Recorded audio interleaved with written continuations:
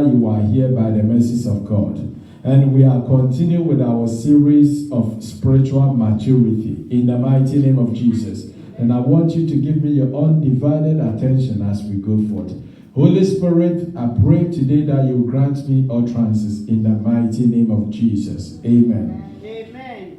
Serving simply means giving, and we have said earlier on in this series that spiritual maturity, that's said by Paul, should not be like children, or we shouldn't be like children. That is 1 Corinthians 14:20. He says we shouldn't be like children. And we know that children or immature folks behave like unselfishly or behave selfishly. Hallelujah.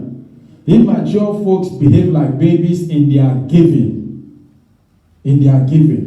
Very selfish and not willing to even give what you have just given to them. If you give a baby something just now and you demand of it, the baby refuses to give. Therefore, Paul made that comparison in the book of 1 Corinthians 14:20 that we shouldn't behave as babies or we shouldn't be like children, but we should mature in the mighty name of Jesus.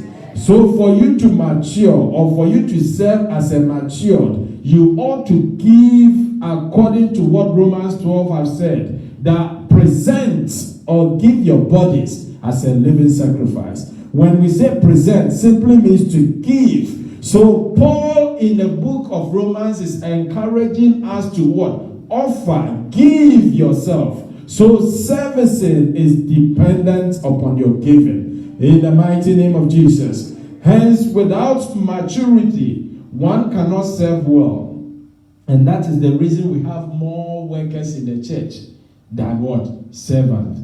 If you go to the churches, you see many workers. People are doing stuff, but are they really serving? We shall know of this when we go deeper.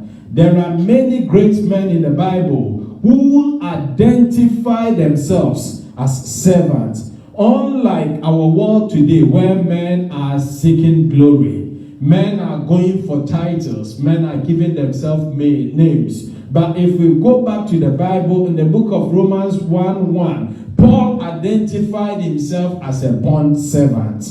If you go to 2 Peter 1:1, Peter also identified himself as a bond servant. If you go to James 1:1, James also introduced himself as a bond servant. Likewise, Jesus in the book of Philippians 2:7 also talks of himself as a servant.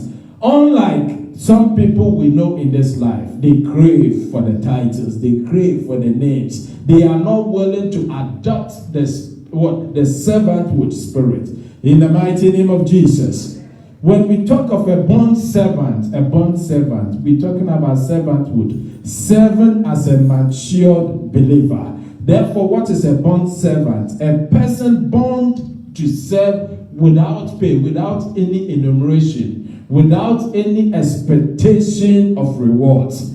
In Roman days, bond servant referred to people who work voluntarily. They serve on their own accord. In the mighty name of Jesus. And we have also defined spiritual maturity as becoming more of Christ. So today we are going to look at the two angles or the 2 points. Serving as matured and maturity in serving. In the mighty name of Jesus. In the book of Matthew 20:28. Come with me, the book of Matthew 20:28. We are talking about servanthood or serving as a matured believer. Matthew 20:28. Matthew 20:28. And I read. Just as the Son of Man did not come to be served, but to serve and to give his life as ransom. So this is referring to Jesus, that Jesus wasn't on this earth to be served, but he came to serve. Somebody say he came to serve. And I pray that you will also come to serve in the mighty name of Jesus. Most people in the house of God, they only come to God because of what they will get. They only come to God to receive and not to what? Not to give. But Jesus said that I did not come so that I will receive, but I have come in order to give, in order to serve. I pray by the close of the day, this will be your mentality. You will no longer go or come to church in the view that God will give you stuff. There are many reasons in the Bible that has said that we should present our supplication. But that doesn't mean you always have to give God a list. That doesn't mean you always have to come to God with, God, I need, God, I need. I am waiting for the time that the church will come to God and says, God, what can I do for you? God, what can I give unto thee? Remember, you can never outgive God. You can't give more than what God will give you. But the thought and the motive of you desiring to give to God, it's a sign of what? Maturity. Hallelujah. Come with me to the book of Philippians. We have already read that the Son of Man has come to serve. Come with me to the book of Philippians chapter 2, verse 5 to 7. The book of Philippians 2, 5 to 7. And it says something beautiful there. It says, let this mind be in you. Which mind are we talking of? Let this mind be in you, which was also in Jesus Christ, who being in the form of God, did not consider it robbery to be equal with God, but made himself of no reputation, taking the form of a bond servant. So have we seen the mind the Bible is talking of? Let this mind be in you. That was also in Jesus Christ. And the Bible goes on to say that even he himself, he made himself of no reputation and took a bond servant mentality. So you as a child of God, the mentality you ought to have is a bond servant. A servant of Yahweh and not a master of Yahweh. Hallelujah. Let this mind also be in you, as it was in Jesus Christ. That even being equal with Christ did not see that way, but came down, made himself of no reputation, and took a servanthood clothing, took a servanthood mentality. In the house of God or in the church these days, people don't want to serve. People don't want to serve. And talking of serving, it is both ways. Serving God through man. Hallelujah. You cannot serve God whom you don't see if you can't even serve the fellow man whom is next to thee. So for you to serve God, you serve man. Hallelujah. Amen. We are talking about serving as a matured believer. Thanks be to God. Come with me to the book of John. We shall read from 13 to 5. 13 verse 5. 13 verse 5. This is talking about when Jesus was at the table and he changed his garment and he began to wash the feet of the disciples. After that, he poured water onto the basin and began to wash the disciples' feet and to wipe them with a towel wherewith he was girded. The towel that he had on him. After washing their feet, Jesus began to wipe their feet with a towel. And this depicts the servanthood and a true humility. A servanthood and a true humility. So the mind that Philippians was talking of, let this mind be in you as also it was in Christ. That mind Philip is talking about is the mind of humility, a humble servant. Hallelujah. And we as a church, the Bible is admonishing us, if we are becoming spiritually matured, that is becoming more of Jesus Christ. So if we are becoming more of Jesus Christ, then we should have more of this mentality. The humble servant mentality. The servanthood with humility. That is what the Bible say or speak of when talking of matured servant. Hallelujah. So for one to be identified as a matured servant of God, that person ought to carry this mentality. Let me make a quick recap. From the beginning of the month, we spoke about spiritual maturity. That is becoming more of Christ. And we spoke about spiritual growth, the process of becoming spiritual matured. And we spoke last week about thinking as matured believers. Today, we are talking about serving God as a matured believer. Somebody says, serving God as a matured believer. In the mighty name of Jesus. The essence of your spiritual growth is for you to be able to fulfill the purpose God has given unto you. I have already made it fact clear that a baby cannot give what birth. Therefore, for you to fulfill that which God has given unto you, unless you have matured, unless you have grown, in order for you to do those things, in the mighty name of Jesus. Hallelujah. Let's make this illustration in the book of 2 Kings chapter 3 verse 11. 2 Kings illustration, 2 Kings chapter 3 verse 11. He speaks of something there. Hallelujah. I read. But Jehoshaphat said, is there no prophet of the Lord here, that we may inquire of the Lord by him? So one of the servants of the king of Israel answered and said, Elisha, the son of Shaphat, is here, who poured water on the hands of Elijah. Are you following? Jehoshaphat was asking for a prophet, but they showed him what? A servant. Are you having the link? They asked of a prophet, but they showed him a what? A servant. Meaning your servanthood will cause you to inherit the divine unction, the divine grace, the divine anointing. The amount you serve is tantamount to the glory that God will impart upon you. Your servanthood shall never be ignored. People were there and they saw that what Elisha was serving Elijah. And we all know how Elisha began to follow Elijah. He was a boss of himself. But then he cast away everything and all that he had. Sacrificed, burnt everything, and followed Elijah to be his what? Servant. Hallelujah. Beloved, it pays to be a true servant of God. It pays to be a true servant of God. Hallelujah. Amen. Let's read Mark 10, 42, 43 quickly. Then I will make an analogy. Mark 10, 42, 43. The book of Mark, chapter 10.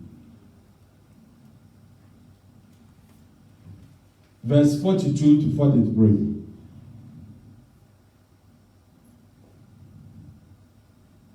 Yeah, I read.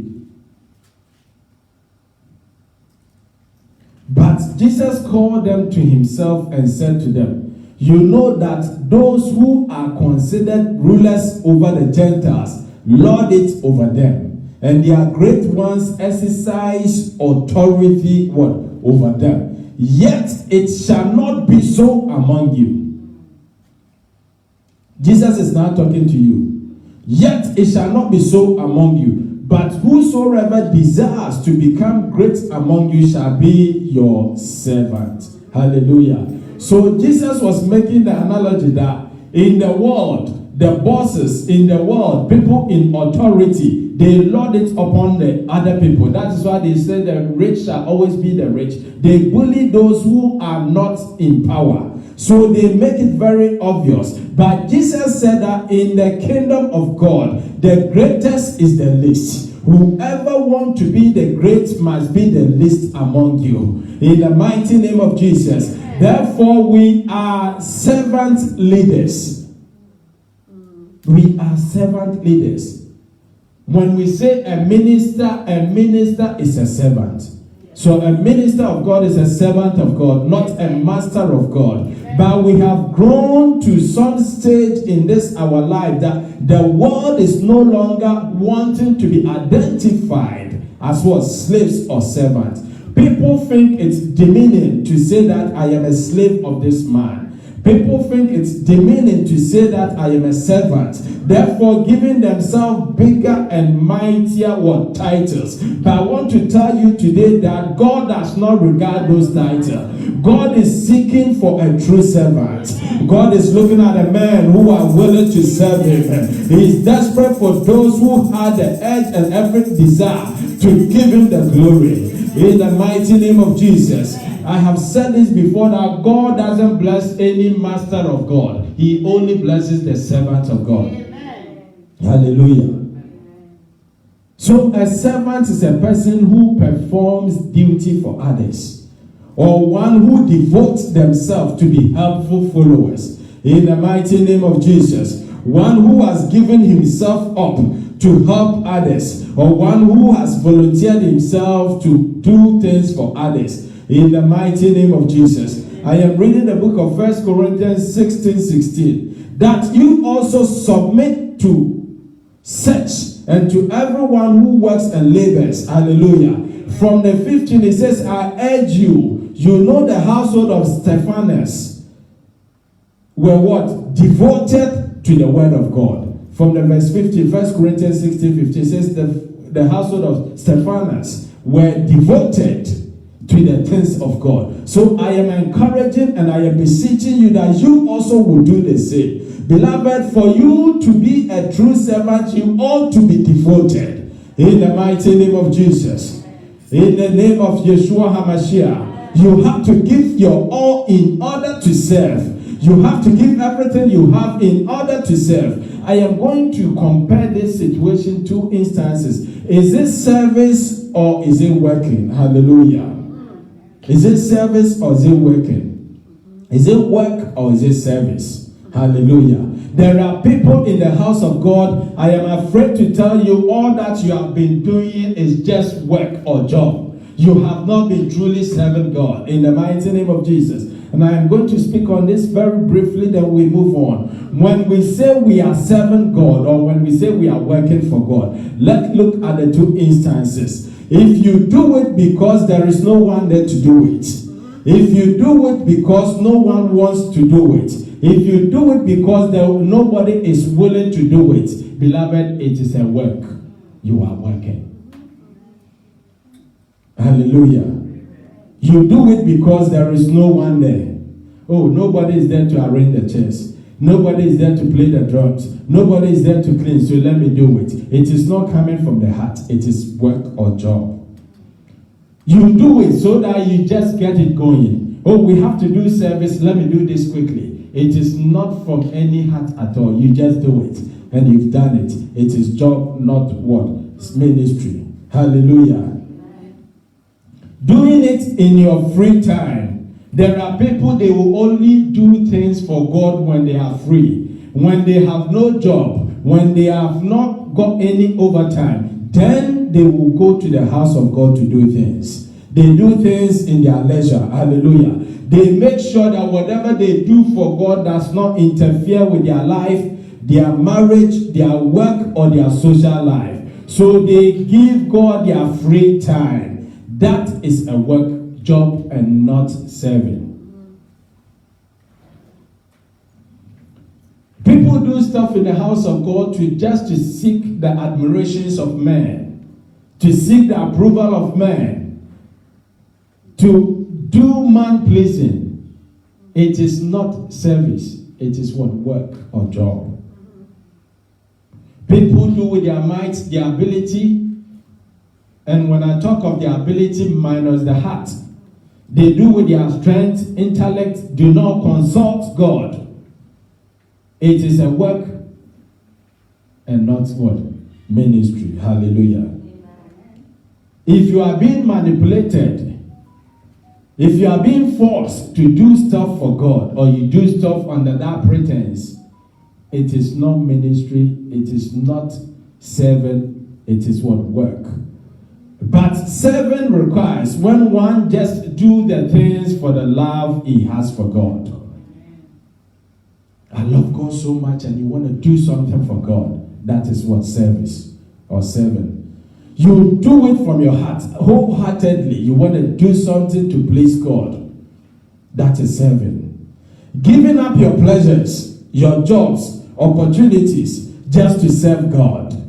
There are people, they will forfeit whatever you will give to them and they will do stuff for God. They will tell you, keep your overtime, keep your shift, I am going to work. That is serving God. But people here, they will tell you, as somebody once told me, God asked for, a pastor asked for me. I did not come to London to seek God. I knew God in Ghana.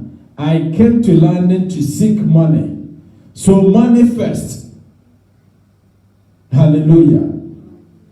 Doing it without the expectation of reward. That is serving. You are doing it. You don't even know why you are doing it. You are desperate to do stuff for God. Relying on the grace of God to do stuff.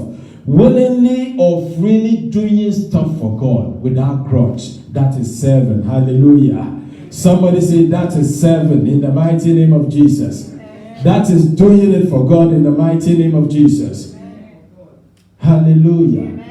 You ought to do stuff from your heart. You have to serve God from your heart. Don't give God your change. That means don't give God your free time. Make time for God and let everything revolve around God. How many times would people say, hey, I have to make this decision, but let me wait. There will be church service. Okay, let me push this to this side. I will have to go for prayer meeting, so I can't go for that day out. I will have to go for Bible studies, so I can't come for this. This is the people who are serving God truly, because whatever they will do or whatsoever they will do, they revolve it around God. Not the other way around. If you are here and you are doing things around God, or not around and not God around you, then you are what? Working. You are not serving. If they don't have job, they will come to church. If there is job, forget about it. Beloved, I have said this that many years, I don't remember the last time I went to church, a job on Sunday. You can call me in the evening, I will do a job for you. But for you to take me out of the pulpit, for me to do a job for you to pay me, you can pay whatever, you can keep whatever. If you want to give me a whole company on a Sunday, I've missed it. You need to be desperate for God. God is seeking those people. God is seeking the heart of such people who are desperate for Him, yearning to do stuff for Him, not people who do stuff because they don't have anything to do. Hallelujah. Let's look at ways of serving as matured believers in the mighty name of Jesus. We serve God by serving men. If you read from Matthew 25, He said, as you did not do unto these little ones, you have not done unto me. Beloved, for you to serve God, you ought to know how to serve men. In the mighty name of Jesus. First on our list, we're going to talk about is moral conduct of matured servants. Moral conduct of matured servants. So we are looking at the ways, we are looking at how mature people serve God. And for those mature people, when they are serving God, you see that they have a unique moral conduct in the mighty name of Jesus. And when we say moral, it's a distinction between right or wrong. It's adhering to conventional or conventionally accepted way of conduct. Hallelujah. Which is a virtue. We know we spoke of virtue last time in 2 Peter 1 verse 5. We spoke of virtues. So a moral excellency is a virtue in the mighty name of Jesus. And therefore the moral right or excellent person who is a matured believer, when they are serving, when they are in the house of God, when they are outside, when they are relating to people, you see that they are morally right or correct. These people are very faithful in the mighty name of Jesus. You see faithfulness amongst them. They don't lie anyhow. They don't bear false witness. They don't say or do things they don't know of. Because of their moral uprightness, they do things according to the word of God. Hallelujah. The word of God in 1 Corinthians chapter 4 verse 2, it says, a steward must be found faithful. Hallelujah. So true servants and a matured servant of God are always faithful in their dealings. There are some people you know in the workplace, but you realize that these people, you can trust them. They are always there. Hallelujah. Amen. A matured believer is always honest and have integrity. They have what? Integrity. There are some people, they don't have any integrity. Like the wife of Pharaoh had no integrity. But we see that there are people with integrity. Look at Gehazi, had no integrity. Look at Ziba, had no integrity. But a true servant, a matured servant of God, serves with integrity. Amen. They have honesty in them. They are honest in all their ways. These people have self-control. A matured believer, we know it is one of the virtues of a matured believer. From 2 Peter 1:5. A matured believer, spiritually matured person, have self-control. They control themselves. They are not impulsive. Because you have said something, they will have to act. Because they've seen opportunity, they have to grab it. Joseph had the biggest of all the opportunities as a servant, but Joseph was a matured servant. Therefore, he did not take that opportunity, but had a self-control spirit. It is my prayer that you have a self-control in the mighty name of Jesus. They are not greedy. There is no greediness in them. Gehazi, because of money, he betrayed his own servanthood and got leprosy in place of it. Hallelujah. So a true servant or a matured servant will exhibit moral excellence in the mighty name of Jesus. They are committed to, or have a greater commitment and dedication. They have commitment and dedication. If you read the parable of the talent in the book of Matthew 25:14-18, Jesus spoke a parable. When a master was going away, he called his servant, gave 5, 2, and 1. But the one with the 1, the Bible says he went and hid it. He did not do anything with it. But the one that had 5 went to invest, the 3 invest, the 2 invest, but the 1 did not invest. Are you looking at a true servant, a matured servant? The moment he was given the talent, he felt the commitment to increase. He felt the commitment to expand the ministry. So quickly they went out to invest. The one with no commitment, which is not, or who is not mature, straight away put it away. There are some people, they will only serve at the presence of the master.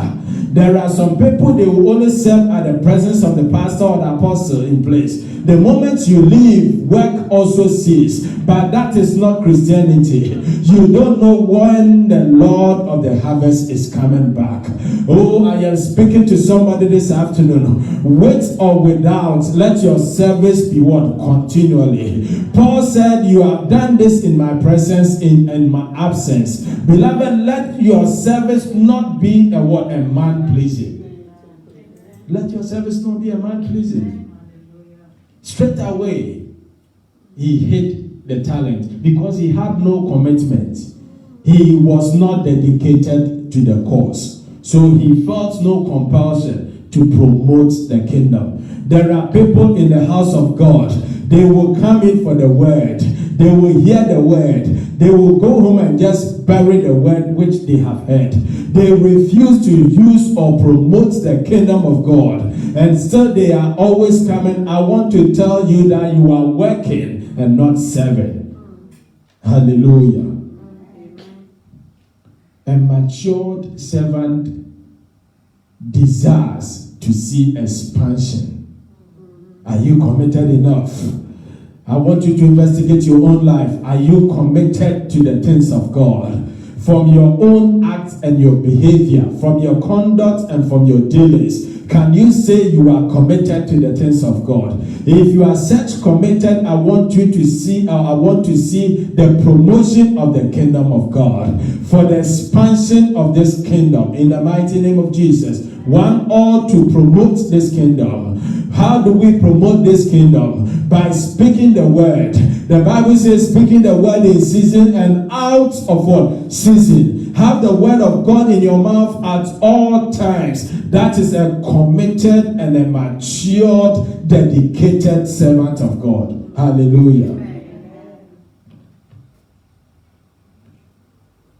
Luke 14:26. He says something very beautiful there. If you are not projected, if you are not very strong in the word, you get committed and you begin to do something against the word of God. Let's go there and I will explain to you. He says, if any man come to me and hate not his father and mother and wife and children and brethren and sisters, yea, and his own life, also he cannot be my disciple.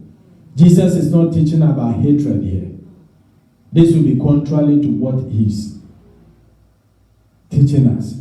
Hallelujah. Jesus is just telling us that we need to give everything up to follow him. He's not teaching about hatred, but giving it up. No man can serve two masters. You love one and hate the other. That is why Elijah told Elisha, go, don't follow me. He says, let me go. He says, then what do I have need for? Whoever touches the plow looks back, his faith is weak. Any soldier who is enlisted into the army do not entangle himself with the affairs of the world, lest he cannot faithfully serve the master who has enlisted him. So we need to give it up all. Seek ye the kingdom of God first, and all righteousness and everything shall be added unto it. In the mighty name of Jesus. We are talking about serving God maturely. A mature servant. A mature servant serves loyally. They are very loyal to the core. Some people are loyal to an extent or duration. Others are loyal to their needs. Others are also loyal for the cause or for reason that is best known to them, but not for the same cause as the master. So there could be somebody in the church, they are here for their own reason. They are loyal for their own reason, but not for the promotion of the kingdom of God. Let's look at Elijah. For instance, Elijah had two servants. The first servant, the moment they told him, wait here, we did not hear of him again. But Elisha said, yes, I know. Keep quiet. I will follow him. That is a loyal servant. Desperate and willing to go with the master. Naomi, what we know, Naomi had two servants or two in-laws, Ruth and Orpah.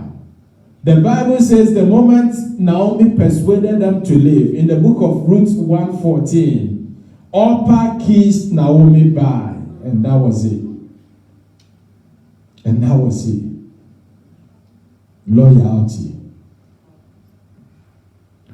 In the book of 2 Samuel verse 16, from 16 to 17, there was a guy in the Bible by name Hushai. Hushai was a loyal friend of David. When there was a betrayal in the house of David, Absalom and the father, Hushai, the Bible says, he risked his life because of his own loyalty and went into the camp of Absalom. And Absalom was confused. He says, where is your loyalty? Because he himself knew that this man is loyal. So loyalty could even be seen. If you are a loyal child of God, even Satan is aware of it. He testified of Job, his loyalty to God. Beloved, if you will serve God, be loyal in your service. In the mighty name of Jesus. If you desire to serve God, be loyal. Be loyal. Tell somebody, if you are desperate to serve God, be loyal. In the mighty name of Jesus. A matured believer, a matured way of serving God. One ought to seek the interest of the master at all times. Seek the interest of the master at all times. So they put their master first. Likewise, you as a child of God, you put God first, the things of God and the people of God. Then yourself. You put God first, the things of God, the people of God, then you yourself in the fourth position. Don't think of yourself more, but think of others more than yourself. Think of others more than yourself. Do the things for God. Seek ye the kingdom of God first. Do all glorious things first for God. In the mighty name of Jesus. Those who are even enlisted into the army, they say queen and country. Then you will come third. Even those who have just enlisted into the army, they have forfeited their own freedom, their own self, and they have placed the things of the queen and the country first before them. That is why Jesus said, if you come to me first, deny yourself. In the book of Matthew 16, deny yourself first. Pick up your cross and follow me. So denying yourself meaning letting go of your pleasures, your desires, your needs, your wants. You have to let those things go in order for you to follow Christ. A true servant will have to deny themselves. A bond servant. That is why Paul said, and we know from the teachings of Paul that he put himself next to the kingdom of God. Paul was going to do everything, and he did everything just for the kingdom of God. Look at somebody by name Stephen. Stephen, even at the point that he was being stoned, he was still speaking the gospel. There are people you don't have to stone them. The moment you look at them, they will forsake Christ. They will forsake Christ. You don't have to do anything at all. I am reading from 1 Samuel 9, 7 to 8. The book of 1 Samuel 9, 7 to 8. Putting the things of God first. 1 Samuel 9, 7 to 8.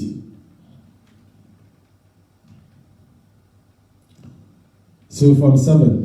Then Saul said to his servant, but look, if we go, what shall we bring the man? For the bread in our vessel is all gone, and there is no present to bring to the man of God. What we have? And the servant answered Saul again and said, look, I have here at 1/4 of a shekel of silver. I will give that to the man of God. So this is when Saul and the servant were looking for the donkey. And so the servant said, let's go to the man of God. And Saul said, I have no money. But looking at a servant who puts the master first, a servant without money, I am very sure it was a big money to the servant at the time. So the servant should or could have used the money to cater for his needs, his family needs and other things. But this servant, putting the master first, was willing and gave everything up. He says, I have it here. Let's give it to the man of God. What a servant. What a servant. But here we are, children of God, putting ourselves in the place of this servant and using God as Saul. Anytime we come to God, we don't say, God, this is what I have. Or we say, God, what can I take from you? God, what can you do for me? God, what have you done for me? In other words, we are trying to order God about. That is why some people pray and they don't see anything. People say, I have served and served and I have not seen anything. They have been working and working and working. That is why they are not getting any reward. And you know what? You will say that whoever works gets rewards. But these people, their work is even poor that there is no reward coming to them. Jesus said in the book of Acts, it is more blessed to give than to receive. But we have made ourselves as recipients. There are people who can only say thank you. They don't know how to give. For you to be a true servant, you ought to give. You give your all. You give your all. In the mighty name of Jesus. Mature servant serves in agreement. They serve in agreement. There are people, they do not agree with the pastors. I've been told of a lady, any church he goes, he doesn't agree with the pastor. And not that she's got some knowledge, she doesn't know either. The book of Amos chapter 3 verse 3 says, how can two walk together except they be in agreement? So you as a matured servant of God, for you to exhibit that maturity, there should be some sort of agreement. As for this sister, she will never agree with you. That is not a sign of maturity. Oh brother, what you said, I didn't get a full picture. Could you explain further? And the person will explain. But as for you, don't say, as for me, I will never understand this. I will never agree. You are not willing either also to read or to seek redress of the situation. Just that you want to appear as somebody who is difficult. And that tells everybody you are immature. One, as a true child of God, a mature servant, you have to agree with the Holy Spirit. You agree with the Holy Spirit. You can't serve God without agreeing with the Holy Spirit. Holy Spirit will say, go and give this to the brother there, to the sister there. Holy Spirit, I don't agree. Look at the way they have dressed. Maybe outwardly the person might be looking good, but inwardly the Holy Spirit knows what is going on. There are people, Holy Spirit will wake them up to pray. They say, Holy Spirit, you know I have a shift in the morning. As for this, I don't agree with you. Yes, we do it. We don't say it, but you do it by your actions. You do it by your actions, and action speaks louder than what? Words. If you are a mature servant of God, you agree with the leadership. If I see you don't agree with me, and you are not seeking for explanation, and you simply just don't want to agree, even though whatever said is from the Bible, then I know you are immature. Because the book of Romans 13 says all authorities are from God. Every leadership is of God. So whoever God has placed as a leader, you ought to agree with them. Except they are doing something against the word of God. Hallelujah. Amen. True matured servant of God, those who have matured in their servicehood, they believe in teamwork. They believe in teamwork. The book of Romans 12:5 talks about it. We have different gifts of the same body. 1 Corinthians 12:12 also talks about we are many members of one body. So if you are a child of God and you cannot play a team player or be in a team, then you are not mature. The Bible says Jesus called them and sent them 2 by 2. He did not send them one by one. So if you cannot be in a team, as for me, I am good on my own. I want to do it by myself. I don't believe in these people. I don't believe with that brother. I don't want to work with that sister. I don't want to work with that brother. You are immature. We say Christianity is a family. And let me point you to another direction. Everybody or anybody in a family did not choose the siblings. You didn't choose your siblings. Likewise, the church, the person next or sitting next to you, you did not choose them. Jesus said in the book of John 15 that I have chosen you and I have called you friends. So you cannot determine the friends of Jesus. So every matured believer ought to be able to work in a team. Don't be a lone stranger. Don't be a lone loner. Don't go on your own. Don't fight on your own. You'll be defeated. Solomon said, when two people lie, they generate heat. A tree called fall is uneasily be broken. When one is overpowered, the other will help them up. But because of offense, these days people don't want to work with people. They don't want to be with people. But let me tell you, you are even sinning more. You are even doing yourself more harm than what the person did. That is why the Bible says, if your brother offends you, go to him quickly, tell them their fault. The more you keep it to yourself and you distance yourself from them, you are sinning more. And the more you segregate yourself from them, the likelihood the enemy will strike you. If the lions want to prey upon the sheep or bulls or whatever, they look for the one who have what? Distanced themselves. And they pounce upon them. Let us live unitedly. Let us be one another's keeper. Let us do these things together. if you want to show maturity, growth. The Bible says in the book of Acts chapter 2, it says, when they were together breaking bread from house to house, and the Lord God added unto them daily those who will be saved. For the kingdom of God to grow, we need to be together. We need to be a team. We need to work with each other.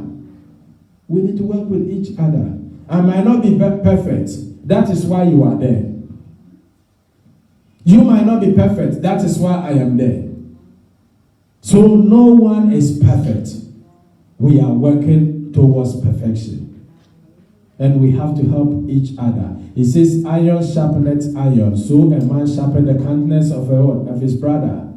Don't see yourself better than any other person. In the book of Matthew chapter 20, the Bible talks of a vine owner. He went to employ people. And when this man is paying them, the same people were complaining. Oh, this man just came this hour and you're giving him that much. Instead of you being happy that even your brother did not get a job, he only got 1 hour and he's been paid fully. The money is not your money. How bad or evil human beings could be.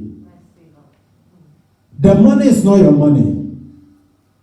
He has worked only 1 hour, and the owner said, let me pay him for a full day.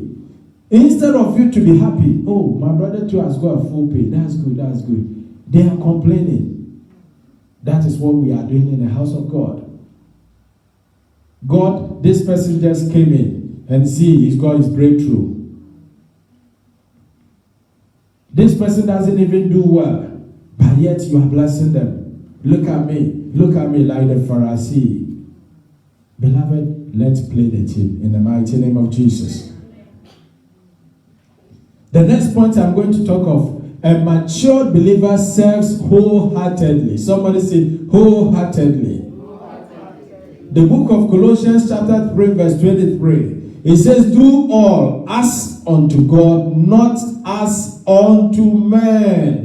Believers, if you are serving God, then whatever you do should be unto God. There was a story I heard of a man in Nigeria who was a gate boy. And I was told that whenever this man is polishing the shoes of the master, he will be dancing with excitement, with joy. So one day the master asked him, what's your problem? He says, I am doing it as unto God, not as unto you. But look, when the man died, the whole estate was given to the houseboy. Because as a result of doing as unto God, the man was overpleased with the things he did in the house. Whatever Joseph did as unto God, not as unto man. Look at the lifestyle of Joseph. I am sure if Joseph were to be you, you would have acted different. You'll be bitter. You'll be very, very evil. You'll be destroying things. But Joseph did not have that character. He did everything as unto God. And therefore he rose unto that position that he was a governor. For us, the slightest of provocation, or because my mom did this, then I am a very hateful person. I will go out and stab somebody. I'll go out and fight this person because I did not get love at home, because I did not do this. We are full of excuses because of things that happens in our life. But beloved, your service should come from your heart. Don't let anything and everything corrupt your heart. The Bible says in Romans 8 that what shall separate us from the love of God? Amen. We shouldn't let external factors determine our worship and our service to God. It's like you are writing an exam and they said the person sitting to you has got a very bad perfume, so you won't write anything. You can sit down, but when the result comes, you will fail. That is what some people are doing. Because of the offense from this sister, I am not doing anything. If this sister is in this church, I will never step foot there. If this sister is the one leading the prayer today, I am out. Who are you? Do it from your heart in the mighty name of Jesus. Tell somebody, do it from your heart in the mighty name of Jesus. And whatever you do, do it heartily, As to the Lord and not to man. As to the Lord and not to what? To man. Let your services be towards God in the mighty name of Jesus. If you are married, marry because of God. You love your wife, you love your husband as a result of how God loves you. As a parent, you love your children as a result of how God loves you. As a child, you play your childhood responsibility as a result of how God loves you. In the mighty name of Jesus, we should amend our lifestyles. We should move from all these things that is petty things that drags us from glory, that prevent us from going forth in our walk with Christ. In the mighty name of Jesus, I am reading the book of Romans chapter 12, verse 8 first. It says, let love be without hypocrisy. Hypocrisy. Let love be without hypocrisy. Without what? Hypocrisy. Don't be full of pretense. Abhor what is evil. Hate what is evil. Cling to what is good. In the mighty name of Jesus. I am reading the verse 13. Verse 13. Distributing to the needs of the saint, giving to hospitality. These are some of the deeds we have to do. We give all in all. Total giving. If you want to serve, it is about giving. So you give totally and complete and everything of yours. In the mighty name of Jesus. Do not withhold any good from your brother. In the mighty name of Jesus. True servanthood depends on total and complete giving. In the mighty name of Jesus. I said true servanthood, mature servanthood depends on total, complete what? Giving. We ought to give to the needs of others. We have to give ourselves to the services of God. Don't wait for the service to start and walk in. You could also come in one day and arrange the chairs. You could also wait one day and pack up the chairs. You could sweep the house of God. Give to God. Give to God. Give to God. Don't just be asking and taking. Asking and taking. In the mighty name of Jesus. The next point, matured servants do not betray. Mature servants do not betray. Mature servants do not betray. Look at Ziba in the book of 2 Samuel 16, 1-3. Ziba, Mephibosheth is a crippled boy. Yet still you are betraying this man. Look at Ahithophel in the book of 2 Samuel 15:31. Ahithophel betrayed what? David. If you are a true servant of God, don't betray God. And when I say betrayer to God, how would you say? God were calling the generation, you adulterous generation. And some of them were saying, no, I'm not even married. So how could I be adulterous man? What God was trying to say, you flickering from what? From Christianity to the world. You moving from word to word is what? Is a betrayer. Are we catching it? Moving from the word, that is moving from God to Satan, is a betrayer. God has kept you so much, and when the glory comes, you give the glory to Satan. How do we give glory to Satan? When we show off without rendering proper appraisal to God. When the breakthrough comes in, oh, it's because of this my experience. That is what I got this. You are giving the glory to God. Amen. That is betrayal. And when you are serving in the house of God, don't betray your leaders. Don't betray your leaders. Don't betray the church. Don't betray the people you go out with on evangelism, any mission for the church. In the mighty name of Jesus. Amen. And every matured servant is reliable. If you are not reliable, look into your life. You are not matured. Remember the story in the book of Matthew 25, the story of the talent. That guy was not reliable. If he was the only servant, the master wouldn't have reaped anything. If you put yourself in the shoes of that man and you behave as that man, when you are given the talent, you hid or you hide the talent, meaning there will not be any expansion of the kingdom of God. Therefore, you will be deemed as unreliable. Look at somebody by the name Joseph.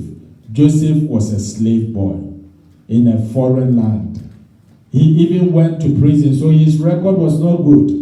If Joseph were to be in England, we would have said it would be difficult for him to get a job because he's got a criminal record, isn't it? But yet, because of the character he portrayed, because of the maturity Joseph portrayed, it overshadows whatever has been said concerning him.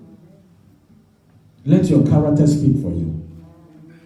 That is why the Bible says you shall know them by their deeds. And it is of true. It is the same land Joseph went to prison. But it is the same land they promoted him to what? Governor. Where were the jailers? Have you thought of it? There were people in authority. But how could a jailer, a jail boy, rise to that position? He portrayed. They saw some reliability on him. He was reliable, trustworthy. In the mighty name of Jesus. And every true servant, in conclusion, every true servant makes time for God. Look at Daniel, a slave boy on a foreign land. Even the enemies of Daniel knew that if you want to get Daniel, tempt him with his prayer. As for you, the enemy will say, if you want to get him, wait, he will not pray. For them to get Daniel, they said, wait, he will be praying. Let's make a law. So he was consistent and what? All the time in prayer with God. Even as a slave boy on a foreign land. How many of us consider ourselves as slaves? But yet, we don't make time for God. Are we true servants? We do things for the man, we don't even consult the man. How many of us spend time with God today before coming to church? Some of us even preach the word without consulting God himself. We give or we do good deeds for people to people without consulting God himself. The man behind the sin, the man who is behind you, and because of him, you are doing whatever you are doing. You don't even have communication with him. It's like an ambassador who doesn't speak to his government. The Bible says we are ambassadors for Christ. And if you are ambassador in the UK and you are not speaking to your home country, then what sort of an ambassador you are? Will you be able to reliably inform your citizens in that country? You will not have information because you yourself, you haven't called them for a long time. That is what is happening in the church these days. People are saying they are serving God, but they have no relationship, they have no time, they have no communication with God. So they are running around with fake information or fake news. Fake information or fake news. Fake information or fake news. Make time for God. Look at Daniel, a man himself. Because of his servanthood, his maturity, when they lied upon, the Bible says the king could not sleep. The king was the one who was praying for Daniel all night. I pray that it shall be your portion in the mighty name of Jesus. That because of your attitude, your maturity you exhibit, the honesty you carry, even those who accuses you shall be the same people who will be praying for you. Daniel was a matured servant. The Bible says the spirit of excellency was upon him. I pray that you will have the spirit of excellency today. In the mighty name of Jesus. That from today going, your walk shall be that walk with God. In the mighty name of Jesus. That when you are dealing with people, they shall see God in you. When you encounter people, the Spirit of God is that which they will see. They will see you as a true and a mature servant of God. In the mighty name of Jesus. Look at a man by name Joseph. Joseph served maturely in his time. Irrespective of what his siblings did unto him, Joseph was not hurt. When he even saw them, Joseph did not retaliate. When he went to prison falsely, Joseph did not fight back. When he got to the position of governor, we did not hear Joseph imprison the wife of the Pharaoh. But Joseph served wholeheartedly. Joseph gave his all in order to serve God. Whatever he did, he put God first. And God honored Joseph. It is my prayer that you shall serve like Joseph. In the mighty name of Jesus. It is my prayer that you will have the grace upon Joseph. In the mighty name of Jesus. It is my desire that you too will walk the walk Joseph walked. You shall have the spirit of restraint upon your life. You shall have the spirit of self-confidence. You shall not be envious and greedy. You will do things which is in your authority and in your power. You will not exercise yourself in matters higher than thee. In the mighty name of Jesus. Let's look at a man by name Elisha. Elisha, a man worthy and richer and top as he was. When he encountered Elijah, he let go of everything. He followed Elijah to serve. It is my prayer that you will follow to serve. It is my prayer that you will follow to serve. You put everything aside. You put your knowledge aside. You put your word, credentials aside, and be determined to serve God. There are people who are even thinking they are better than the masters God has given unto them. Matured way of serving. The moment you start to preach, to teach, they think they know better than you. Hallelujah. But we serve a magnificent God. Let's conclude by reading this scripture in the book of Matthew 23 verse 11. But he who is greatest among you shall be your servant. So in simple put, Jesus was saying that he who is matured among you, he who is matured among you shall be the servant. He who is matured among you shall be your servant. May the Lord give you the grace of maturity. May he cause you to serve maturely in this your walk with God. May God bless you. May his countenance be upon you. In the mighty name of Jesus.